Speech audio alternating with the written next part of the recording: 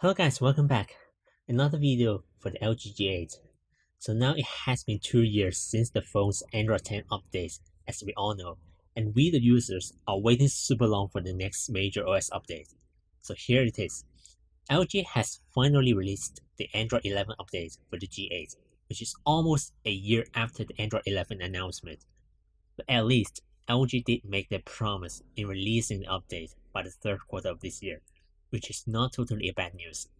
So here I'm going to explain and show you the different changes of the software updates. So basic information first. The software update was released in the Korean market in the 28th of September this year.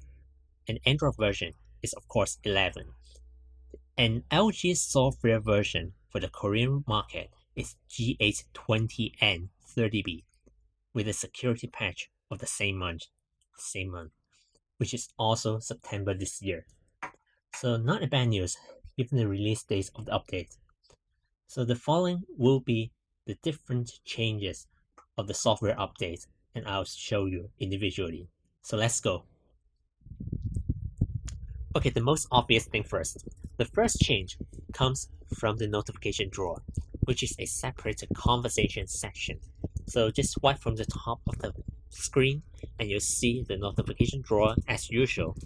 But in Android 11, this drawer is further divided into two subsections, conversations and notifications. So in notifications, you'll see all other notifications from different apps as usual. But for those from the conversation apps like WhatsApp, Telegram, SMS, and Facebook Messengers, etc., those will go to a separate section called the conversation sections, as you've seen here. So there's one message from Telegram now, and here comes the second change, which is a chat bubbles. So what's the chat bubbles? You can see this button. So this is the button when you toggle the bubble. Just tap on it, and a bubble and floating chat box will appear here. So this is just similar to the usual app usage like Telegram. So you can see a similar interface with a usual Telegram interface, but some slightly different. It's something like a floating window, and when you tap elsewhere from the bubble, it will just minimize. So this is how the chat bubble works, and you just type the minimize button, it will appear as a bubble back. And how you can disable it, just click the manage button here, and you can choose to dismiss the bubble, or even choose to not to bubble in this conversation again. So just type it and it will disappear, and you just have to go back to the app itself as usual. So this is the chat bubbles update. There are also some more useful changes. So they're found in settings app. So you have to open the settings app, and then you see all the settings of your phone as usual. And then tap notifications, and you see the third change, which is notification history archive function. So you can see the notification history button here with a toggle.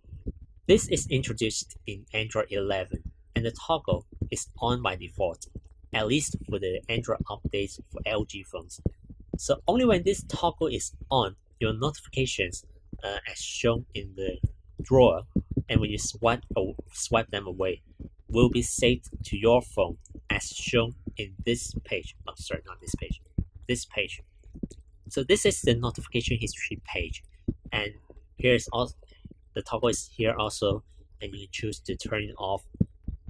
But one reminder, if you toggle this option off, all your notification history here will be deleted immediately, and this cannot be undone, so do so with care. Okay, back to the page. So this page consists of two sections also. One part is the recently dismissed messages, notification history, and the second section is some dismissed longer ago, but within the last 24 hours. And these notification history dismissed longer ago are sorted by apps. So simply find the history of your chosen app, like say YouTube, and you're free to delete them one by one. So just click the cross button and then you're good to delete them. Note that tapping on the histories on the two different sessions leads you to different places. So if you tap on the recently dismissed ones, it will open the app directly, and tapping the ones dismissed longer ago, will lead you to more settings like this. You can see more settings for the notification history and some more other settings here. So these are the differences when you tap on them. So yeah, that's it. Another change is about the app permissions. So still in the settings app, and now you open the app page, which is here, and you'll see the app info showing you all the apps installed and also pre-installed in your phone. So in the app info, you can just choose any of the app because those are pretty much the same, despite having different combination of the permission options. So this time I may choose camera app, for example. So in every app, you'll see the permissions page, the permissions options. So just open it and you'll see the list of permissions. Either you allowed or denied. Both of them are listed in this page. So you can see for camera, I've allowed the most basic one, cameras and files and media, microphone, phone, and I've denied the location. So now just choose any of the permissions, either you've allowed or denied. So camera, for example. So I've chosen allowed, not that I've chosen, but it's set by default. It should be. So my choice here is to allow only while using the app, and there's also ask every time and deny. So there are totally 3 options here for the camera permission of the camera app. So in Android 10 and also older versions of Android, you'll mainly see only just 2 options, which is allow and deny, and that's it. But for Android 11, deny is still deny, but for allow, you have the option to choose to always allow when you're using the app, or let the app ask you every time whether you want to allow the permissions. So this gives you more flexibility. Maybe not in the camera app, because when you open the camera app, you will certainly open the camera, of course. But for some of the other apps, maybe like some messaging apps, for example, you may not want to turn on the camera always. So you may just want to turn on the camera when you want to take a shot and just send the photo to your friends, and not in other situations. And for that case, you have the flexibility to have these options to ask you every time. So this is a better customization to protect your privacy. So the 5th change, also in the settings, is about the status bar. So also in the app, and click notifications also, but this time in status bar. And in this page, you'll see the notification icons option, and click on it, you'll see 3 options: show all except silent notifications, and off. So the first one and the third one are old news, but the middle one is something new. When you click on it, all your silent notifications will disappear in the status bar, but just the other notifications icons will keep. So just click on it, you'll see some of the icons disappeared, and that's it. Yeah, by the way, some of you may have noticed there's also a conversation notification option in the notifications page. Yes, you can enter it. So here is also the option to toggle on and off the conversation bubbles here in this page, and you'll see some detailed explanations or graphics showing how the conversation notifications bubble works. And below it, you'll also see some default and silent conversations. You may see one or two or some, or sometimes none if you really have none. So you can click on each of it and you have more options to redefine the settings of the individual conversations. So just a friendly reminder, there's a higher flexibility on this. The sixth change is about the camera app. The camera app has its QR code scanner in the preview screen, so which is a good thing. So just turn on the camera app, open it, and I have a sample QR code here, and just put the phone on top of the QR code, and you immediately see open website. Yes, this QR code is for a website. Okay. Wait a second.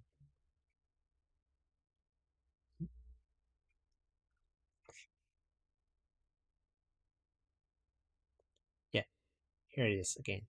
So it will immediately read the QR code as the usual QR code scanner and open anything implied by the QR code. So this website is actually my website. So if you have time, you can go around, although the website doesn't have many things yet. So yeah, that's it.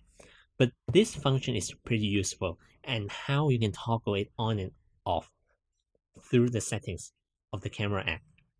And you see the scan QR code. Just toggle on or off and you're good to go. Okay, so my last pick for the feature change of the Android update.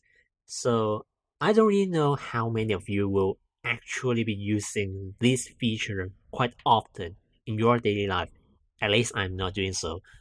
But I do think it's at least worth mentioning despite not being a really big update. But I do think it's worth mentioning, so just go. This update is about the desktop mode. So I think some of you might have forgotten that LG has also developed their own desktop mode for their phones, flagship phones only, plus the Velvet. Maybe. Yeah. So the desktop mode for LG has also been updated. Their name has updated, and some of the features, one of the features has been updated. So I also mentioned it here. So to use this feature, not only the phone has to be used, you also need a mouse, a keyboard, I'm not showing it here, and a USB-C dongle in order to connect everything, including the screen. Yeah, and of course an external screen is needed. So yeah, just plug the dongle in and do some setup if needed. Yeah, you can see Screen Plus connected. So Screen Plus is the new name of the desktop mode for LG phones in Android 11. So yeah, the connection is done. Just switch the input here. And that should be it. Okay, all done. Now you can see the new interface. So the so-called new interface, because there's just one change I've seen in this screen, which is the screenshot button here. So all other things should be the same.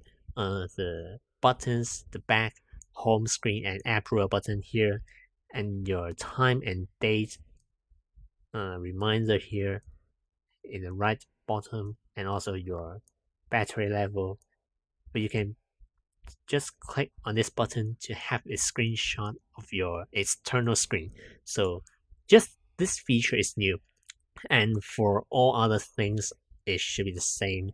You can do multitasking by opening different apps like YouTube plus Chrome plus maybe File Manager and some more other apps on the app drawer.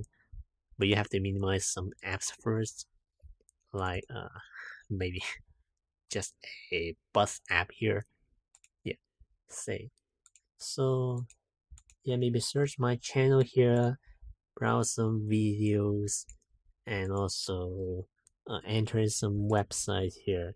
Yeah, all these are the same, but you can very conveniently have a screenshot here. So this is the most significant change here in the desktop mode, plus the name. So I don't think this is pretty enough for me, because I certainly have to use a much more variety of features in my daily life. So this certainly is not enough, but at least it's closer to complete than before, because of this, maybe.